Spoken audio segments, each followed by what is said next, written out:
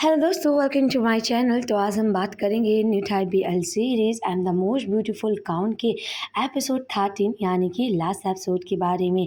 अगर आज के एपिसोड की बात करें तो आज का एपिसोड बहुत ही ज़्यादा क्यूट और बहुत ही ज़्यादा इंटरेस्टिंग है।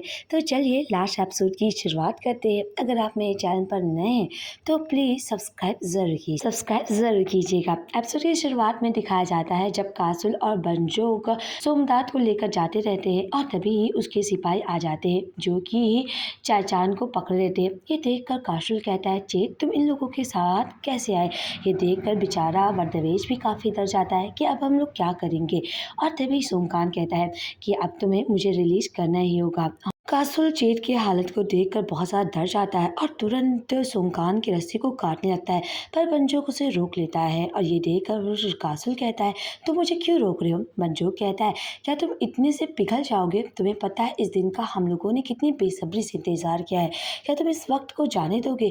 और तभी कासुल कहता है, ये मेरा इकलौता भाई है, ये कैसे कर सकता हूँ? और तभी सोमकान उसे चिढ़ाता है और कहता है, अगर तुम ये होने दोगे तो तुम पूरी दुनिया के सबसे ज़्यादा क्रूर भाई में लिखे जाओगे।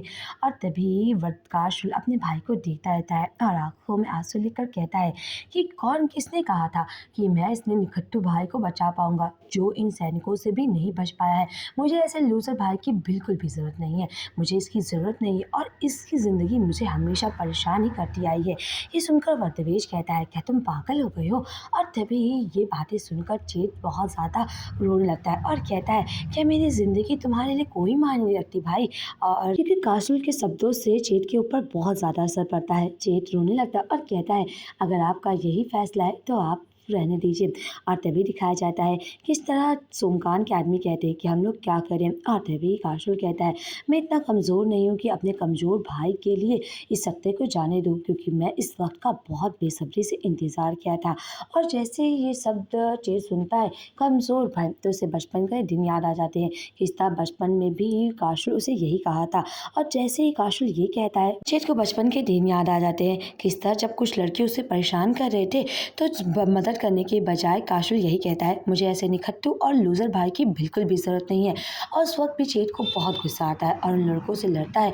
और आज भी चेत उन सैनिकों से लड़ लेता है, क्योंकि कहते हैं ना, जब तक आपके पास हिम्मत हो, चाहे जितनी भी ताकत आ जाए, आप जंग जीत ही जाते हो। और यही हमारे चेत के साथ भी होता है। चेत उन लोगों पर, सैनिकों पर हमला करता है और मौका आने पर वर्दवेश, बंजोक और काशुल भी हमला कर ही देते हैं। ये देखकर सोमकान भागने की कोशिश करता है, पर वर्दवेश और बंजोक उसे पकड़ लेते हैं। पर चेत को काफ़ी ज़्यादा चोट लग जाती है। काशुल कहता है, चेत मेरे प्यारे भाई, क्या तुम ठीक हो? पर चेत इतना ज़्यादा जख्मी रहता है कि वो तुरंत बेहोश हो जाता है। काशुल बहुत ज़्यादा डर जाता है और बहुत रोता है। और दूसरी तरफ दिखाया जाता है कि काशुल किस तरह अपने छोटे भाई का केयर करता है। ये देखकर वर्दवेश कहता है, आज तक तुम मेरी भी इतनी फिक्र नहीं की जितना अपने भाई की कर रहे हो। और तभी वर्दवेश से काशुल कहता है, चुप रहो, मेरा भाई, छोटा भाई उठ जाएगा। तो वर्दवेश कहता है, मुझे तो लगता है जेलस होना चाहिए। और तभी काशुल जब जाने लगता है तो चेत उठ जाता है। ये देखकर वर्दवेश कहता है, ओ तुम्हारा प्यारा भाई उठ गया है। तो वो कहता है, क्या? जैसे ही चेत को उठता हुआ दिखता है, काशुल को तुरंत चला जाता है और कहता है, मुझे बहुत काम है, मुझे इन सब बेकार कामों में कोई इंटरेस्ट नहीं है। और वो वहाँ से चला जाता है। बेचारा चेत फिर से उदास हो जाता है। और तभी वर्दवेश कहता है, ये कैसा था? अभी तक तो इतना प्यार कर रहा था और अचानक ये इतना सख्त कैसे बन गया? फिर वर्दवेश कहता है चेत से, इनके बातों पर ध्यान मत देना, ये भी ना बिल्कुल पागल है। और तभी चेत कहता है, मैं अपने भाई को जानता हूँ। और कहता है, मेरी चोट पर दवा कौन लगाया? तो वर्दवेश कहता है, जो अभी अभी इतना सख्त बन के गया वही, क्योंकि वो नहीं चाहता था कि तुम्हें दर्द हो, क्योंकि वो किसी पर यकीन ही नहीं कर रहा था। वो सबके सामने सख्त बनता है, पर वो तुमसे बहुत ज़्यादा प्यार करता है।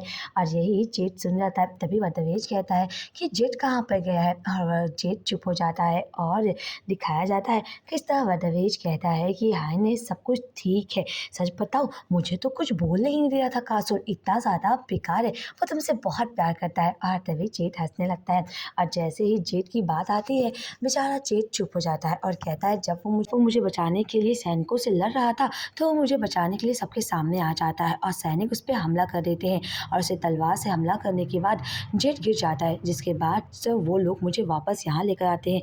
ये देखकर वर्दवेश कहता है, क्या जेट अब इस दुनिया में नहीं रहा? तो जेट कहता है, हाँ, वो अब इस दुनिया में नहीं रहा।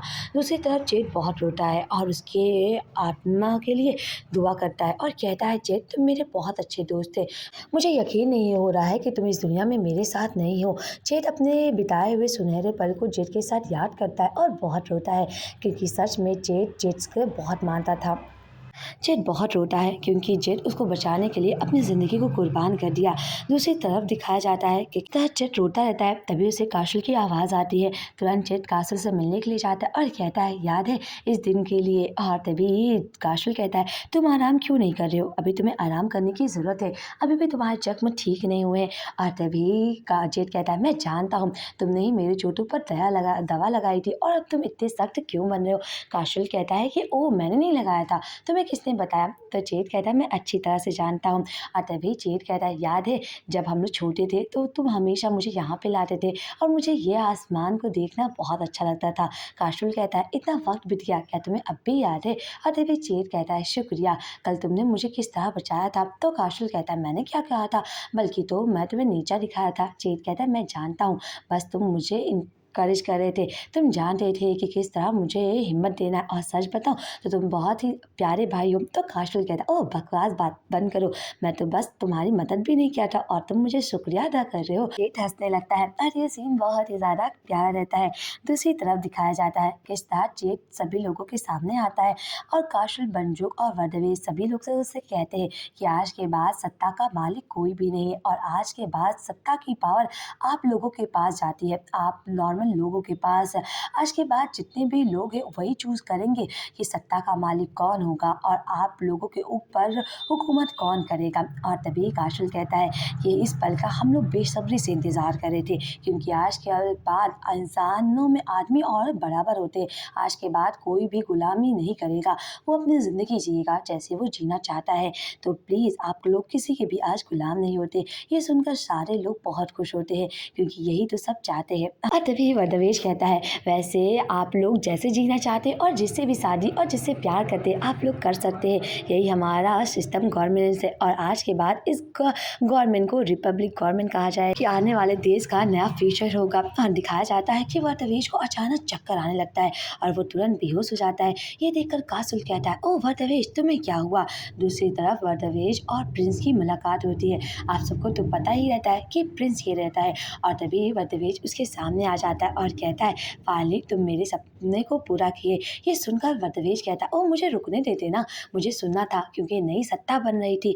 और तभी वर्दवेश कहता है, अब वक्त आ गया है कि तुम्हें अपनी दुनिया में वापस लौटने का, क्योंकि यही सही वक्त था, क्योंकि तुमने मेरी विश को पूरा किया है। और तभी वर्दवेश कहता है, अगर यहाँ की दुनिया बदल गई है तो क्या मेरी दुनिया भी बदल गई होगी? और तभी वर्दवेश कहता है, हाँ, तुम्हारी दुनिया भी बदल गई होगी, ये और सब कुछ अच्छा हो जाएगा। और तभी प्रिंस कहता है, क्या सच में अब मैं घर जा सकता हूँ? तो वर्दवेश कहता है, हाँ, तुम घर जा सकते हो। प्रिंस काफ़ी ज़्यादा एक्साइटेड रहता है कि वो फाइनली घर जाएगा और एक नई दुनिया होगी जहाँ पर लोगों को समानता की तरह देखा जाएगा और हर लोगों की तरह एलजीबीटी टीम को भी समान नज़रों से देखा जाएगा। वर्दवेश काफ़ी खुश रहता है और प्रिंस कहता है, मैं तो काफ़ी एक्साइटिंग हूँ।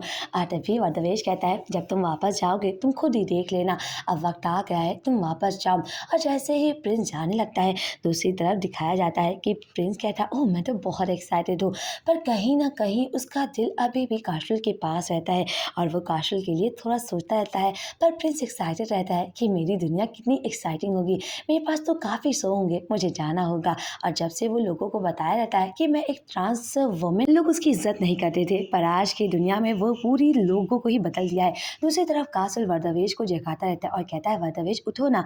और कहता है, क्या कोई तरीका है जिससे वर्दवेश जाग जाए और क्या सुबह इसकी उसकी तबीयत खराब थी, ये कैसे हो गया? वर्दवेश उठो ना, मुझे प्लीज़ उठ जाओ, तुमने मुझसे प्रॉमिस किया था कि तुम मुझे छोड़कर नहीं जाओगे। और तभी बंजो कहता है, वर्दवेश ने मुझसे बोला था अगर मैं कभी बेहोश होऊँगा या मैं उठूँगा नहीं तो प्लीज़ कासल से कहना वो मुझे किस करे। तभी कासल वर्दवेश को किस करता है, बस किस करने के बाद भी वर्दवेश नहीं उठता और ये बहुत ही ज़्यादा इमोशनल सीन रहता है। दूसरी तरफ प्रिंस अपनी दुनिया में जाता रहता है और जैसे ही वो जाने लगता है उसे कासल की आवाज़ आती है कि तुमने मुझसे प्रॉमिस किया था कि तुम मुझे छोड़कर वापस नहीं जाओगे, क्या तुम मुझे इसी तरह छोड़कर चले जाओगे? और तभी प्रिंस कहता है, ओह रुको, मुझे लगता है कि मुझे ये प्रॉमिस को निभाना होगा। और वो याद करता है कि मैंने किस तरह कासल से प्रॉमिस किया था कि मैं चाहे इस दुनिया में रहूँगा या उस दुनिया में, मैं हमेशा तुम्हारे साथ रहूँगा और तुम्हारा हमेशा साथ दूंगा। प्रिंस अपनी प्रॉमिस की वजह से रुक जाता है और अपनी दुनिया में नहीं जा पाता है और वो बार बार कासल को याद करता रहता है क्योंकि कासल उसको हमेशा उसका साथ देता है। यही सोचकर प्रिंस के कदम रुक जाते हैं और वो बार बार कासल को याद करता रहता है क्योंकि कासल के साथ उसने सबसे ज़्यादा खूबसूरत पल को बिताया रहता है। और बेचारा प्रिंस कासल के साथ उन सुनहरे पलों को याद करने लगता है और कहता है, मैं कितना लकी हूँ कि मैं चाहे जैसे भी हूँ मुझे उसी तरह वो पसंद करता है। और यही सोच सोच कर प्रिंस के कदमें बार बार रुक जाती हैं। वो कासल के साथ अपने सुनहरे पल को याद करता है और कहीं ना कहीं वो बहुत ज़्यादा उदास रहता है क्योंकि प्रिंस के लिए अपनी दुनिया में जाना उससे ज़्यादा कासल के साथ रहना ज़्यादा ज़रूरी था। ये उसे कासल के साथ सबसे ज़्यादा अच्छा लगता था। और तभी प्रिंस उठ जाता है। ये देखकर सभी लोग कहते हैं, ओ कासल देखो ना, वर्दवेश को होश आ गया है। और तभी तभी कासल कहता है, तुम्हें दिख नहीं रहा है मैं कितना उदास हूँ? और तभी जीत कहता है, सच में भाई वो उठ गया है। और वर्दवेश कहता है, तुम इतना उदास क्यों हो? मैं अभी भी मरा नहीं हूँ। और तभी कासल कहता है, क्या तुम सच में जिंदा हो? क्या मैं सपना नहीं देख रहा हूँ? क्या तुम सच में रियल में जिंदा हो? और तभी वर्दवेश कहता है, ओह कासल तुम भी ना। और तभी कासल बहुत खुश होता है। खुशी के मारे वो सबके सामने वर्दवेश को किस करने लगता है और जो कि काफ़ी ज़्यादा फनी रहता है। कासल कहता है, प्लीज़ मुझे छोड़कर वापस मत जाना। और वर्दवेश कहता है, मैंने प्रॉमिस किया था ना, मैं तुम्हें छोड़कर कभी नहीं जाऊँगा। देखो ना, मैं इस दुनिया में वापस आ गया हूँ। दूसरी तरफ दिखाया जाता है किस तरह जेट बहुत उदास रहता है। उसके झूले की डोर काफ़ी नीचे रहती है और वो जेट को याद करता है और कहता है, अगर जेट यहाँ पे होता तो शायद वो मेरा झूला ठीक कर दा। अब मैं क्या करूँ? और यही सोचकर वो उदास होता रहता है। तभी वहाँ पर जेट आता है और कहता है कि यंग मास्टर मैं कर देता हूँ। और तभी जेट कहता है, और लगता है मैं इतना उसे मिस कर रहा हूँ कि मुझे उसकी आवाज़ भी सुनाई दे रही है। और जब जेट पीछे देखता है तो जेट सच में खड़ा रहता है। जेट कहता है, क्या सच में तुम हो? मैं सपना तो नहीं देख रहा हूँ? और तभी जेट कहता है, हाँ यंग मास्टर मैं ही हूँ, मैं इंसान हूँ ना कि भूत। जेट रोने लगता है और कहता है, जेट तुम जिंदा हो, मैंने तुम्हें बहुत ज़्यादा मिस किया है, सच बताऊँ मुझे तुम्हारी बहुत ज़्यादा याद आ रही थी। तभी वहाँ पर वर्दवेश कासल और बंजोक आ जाते और कहते हैं, ये शोर कैसा है? और जब कासल देखता है कि जेट जिंदा है तो वो कहता है, जेट तुम कैसे बच गए? जेट ने बताया कि तुम पर सैनिकों ने हमला कर दिया था। और तभी जेट कहता, हाँ ये बात सच है कि सैनिकों ने मुझ पर हमला किया था, पर असल में उन्होंने मेरे इस तरफ हमला किया था जिस तरफ मेरा दिल नहीं था और इस तरफ मेरा दिल है। ये सुनकर सब कहते हैं, ओ ये कैसी बात है? और सभी लोग हंसने लगते हैं। और तभी वर्दवेश कहता है, ये तो बहुत अच्छी बात है कि तुम जिंदा हो, मैं तो बहुत खुश हूँ, तुम अब मेरी मदद करो कैंपेन में। ये सुनकर जीत कहता है, ये कैंपेन क्या होता है? और वर्दवेश हंसने लगता है। दूसरी तरफ दिखाया जाता है कि वर्दवेश के डैड और सोमकान लड़ते रहते हैं और तभी वर्दवेश के डैड कहते हैं कि ये मेरा बेटा है फिर भी मुझे जेल में बंद किया है। और सोमकान कहता है, अगर तुम उसके पिता ना होते तो इतना काल नहीं होता, तुम उसके किससे पिता हो सकते हो? तुम्हारा बेटा ही तुम्हारे खिलाफ हो गया और तुम्हें पता ही नहीं था। और तभी वो कहता है, पास्ट में वो बहुत सिंपल और शांत लड़का था, मुझे कभी नहीं पता चला कि वो किस तरह मेरे खिलाफ ही हो जाएगा। और वो दोनों बहस करने लगते हैं। वर्दवेश के डैड कहते हैं, ये तुम्हारी ही गलती है, तुम्हारे पास तो पावर था ना, तुमने क्यों नहीं सत्ता को संभाल पाया? और वो दोनों लड़ाई करते ही रहते हैं कि तभी वहाँ पर वर्दवेश आ जाता है और कहता है, डैड और अंकल सोमकान रुक जाइए। और ये सुनकर वो लोग कहते हैं, क्यों हम लोग रुके? क्या तुम मुझे अब रिलीज करोगे जेल से? और वर्दवेश तुम कितने निकम्मे बेटे हो, मैं तुम्हारा पिता हूँ और तुम अपने पिता को जेल में बंद कैसे कर सकते हो? तो वर्दवेश कहता है, मेरे पास एक बहुत बड़ी योजना है, मैं आप लोगों को आज़ाद कर दूंगा, बस मेरी एक बात मानी होगी। तो ये सुनकर सोमकान कहता है, तुम इतनी आसानी से हम लोगों को आज़ाद नहीं कर सकते हो। और तभी वर्दवेश कहता है, मैं जानता हूँ कि आप लोग बहुत ही ज़्यादा बेकार इंसान हो, पर मैं फिर भी आप लोगों को एक मौका दे रहा हूँ कि आप लोगों के सामने आओ, अपनी पार्टी के नियम बताओ, और अगर आप लोगों को लोग अगर चूज़ करेंगे तो आप लोगों के पास पावर फिर से आ जाएगी, क्योंकि यही तरीका है नए लैंड का। और ये सुनकर वो कहता है, क्या ये हम लोग लोग क्यों माने, क्योंकि हम लोग ही राजा हैं और हम लोग अच्छे खानदान से हैं, तो हमारे ही खानदान के लोग राजा बनेंगे। पर वरदवेश कहता है अगर आपको ये बात माननी होगी तो मैं ही तभी आज़ाद करूँगा। दूसरी तरफ दिखाया जाता है कि पहली बार सानिया लेन में लोग इलेक्शन की बातें सुनते हैं और वहाँ पे एक लेडी आती है और कहती है पहली बार हम लोगों के हक में ये चुना जाएगा कि हम लोगों के पास वोट होगा कि हम लोगों को किसको वोट देना है या नहीं। तो चलिए स्वागत करते हैं नंबर 1 पार्टी रेनबो पार्टी के, जिसमें वरदवेश रहता है और वरदवेश अपनी टीम के साथ आता है। आप तो जानते हैं कि वरदवेश की टीम में कौन होगा।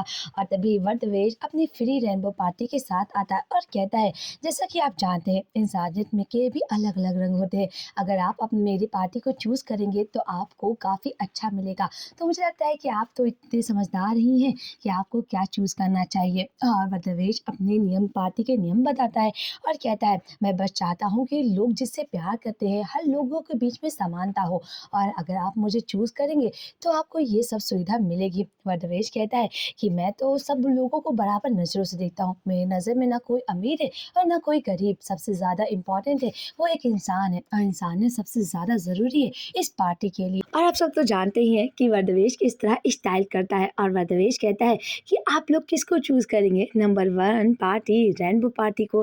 दूसरी तरफ दिखाया जाता है किस तरह सोमकान और उसके डैड की भी पार्टी आ जाती है और अपने अपने नियम बताते हैं और कहते हैं अगर आप हमारी पार्टी को चूज करेंगे तो आप में सबसे ज़्यादा मजबूत होगा। मेरा मानना है कि ये राजघराने का पद हमेशा अमीर लोगों के लिए होना चाहिए, क्योंकि हम लोग हमेशा आपका ख्याल रखते आए हैं। तो मुझे लगता है कि आप लोगों को नंबर 2 पार्टी चूज करना चाहिए। पर इन बातों को सुनकर गांव वाले थोड़ा उदास हो जाते हैं, क्योंकि सोमखान के ही राज में उन्हें बहुत कुछ झेलना पड़ा और सोमखान फिर से वही नियमों को बता रहा था। और आप सबको क्या लगता है कि क्या गांव वाले सोमखान की पार्टी को चूज करेंगे या नहीं? सोमनाथ अपने अपने बातों को बताता है कि मेरी पार्टी में ये है, आप अगर चूज करेंगे तो आपको बहुत अच्छा होगा। मुझे लगता है कि आपको रियल मैन पावर पार्टी को ही चूज करना चाहिए। वहीं दूसरी तरफ दिखाया जाता है कि वो लड़की बोलती है आपने दोनों पार्टी की पॉलिसी सुन ली है, आपको क्या लगता है कि कौन पार्टी आपके लिए बहुत ज़रूरी है, तो प्लीज़ वोट जरूर कीजिएगा।